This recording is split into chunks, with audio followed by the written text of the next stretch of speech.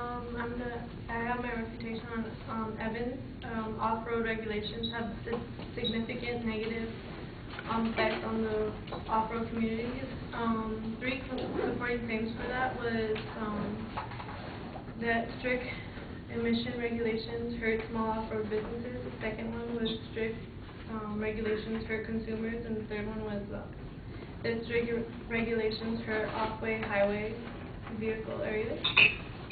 And on all three of his claims, I don't think there was enough evidence or any sources that supported his claims. And on the first one, the strict emission regulations hurt small off-road businesses. I think it's actually the opposite, because they would lose more money in the businesses, because pollution actually is increased if all these regulations are not enforced. So they would be losing money. And on the synthesis report on urban air quality management, it states that tourism would lose revenue. A World Bank study also estimated that 8.78 million in a certain area had lost tourism due to pollution. So businesses would be losing money due to tourists not going to that area anymore if that happened. His second claim was strict regulations for the consumers, and although that they are losing money from it, it's kind of a thing over health and the money that they're putting into the off-road vehicles. And so they have to choose between their health, so they're going to be paying more to their health. And in the United States Department of Agriculture stated that small internal combustion engines contributed to 5% of the man-made hydrocarbon in ground-level ozone formation, resulting in pollution and health problems. So that's something that would happen. That would continue to happen if if the regulations aren't continued. And his third claim was strict regulations for off-highway vehicle areas. And they would hurt more again because of the pollution thing. Because of the illnesses, they would lose the population they have. They would lose money. They wouldn't have any business at all. And some of the illnesses that come from it that I thought because this would contribute to the loss of business is illness that comes from there's high risk of cancer, increased asthma in children, and infant mortality, and bronchitis. And I think that overall all of this contributes to the regulations would be more effective rather than ineffective to businesses, because businesses would be hurt more overall if pollution had gotten worse, and they would lose business and population.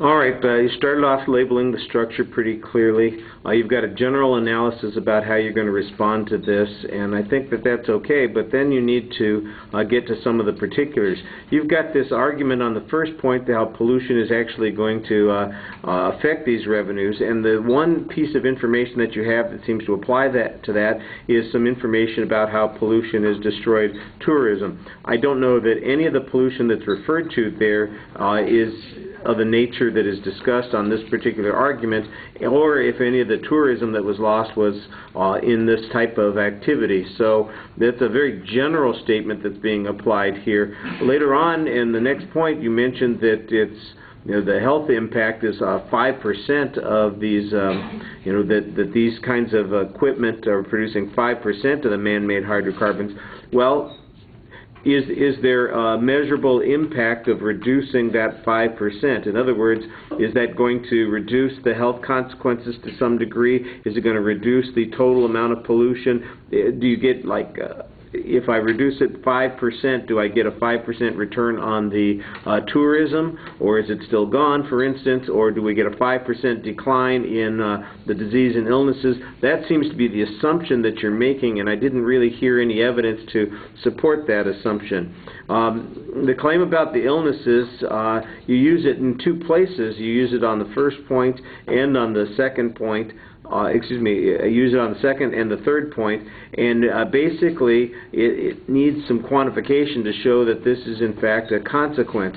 It's very general data that you're presenting here, and any information that would show that it has had a benefit would be really useful. There's not much analysis of the advocate's evidence on those points. I thought that's what you were going to start with when you set up that original premise as a counterclaim, but I didn't really hear you ever refer back to the evidence that the advocate used on these points. You primarily just presented the counterclaims that you've got and the evidence that you have on those points. And I think a little more analysis of the problems with the advocate's argument would at least help us contrast your position relative to what they're saying. Merci.